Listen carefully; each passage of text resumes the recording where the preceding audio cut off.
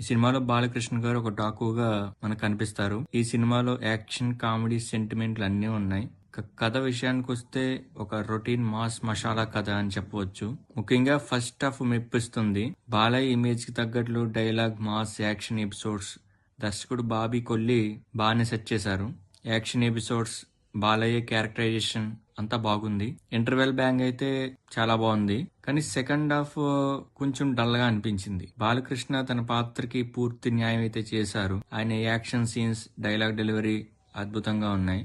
బాబీ దేయోల్ తన పాత్రలో చాలా బాగా నటించారు. ఆయన మరియు బాలకృష్ణ మధ్య వచ్చే క్లాష్ చాలా బాగుంది. సినిమాలో యాక్షన్ సీన్స్ చాలా బాగున్నాయి. ముఖ్యంగా క్లైమాక్స్ ఫైట్ అయితే చాలా అద్భుతంగా ఉంది. కానీ ఫస్ట్ హాఫ్ బాగుంది, సెకండ్ హాఫ్ కొంచెం డల్ అవటం సినిమాకి చాలా minus.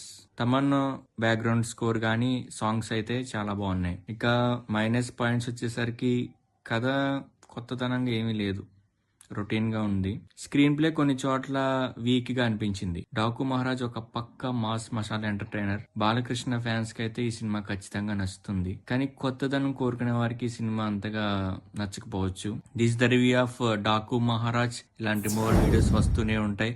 So please do subscribe and thank you for watching. Thank you so much.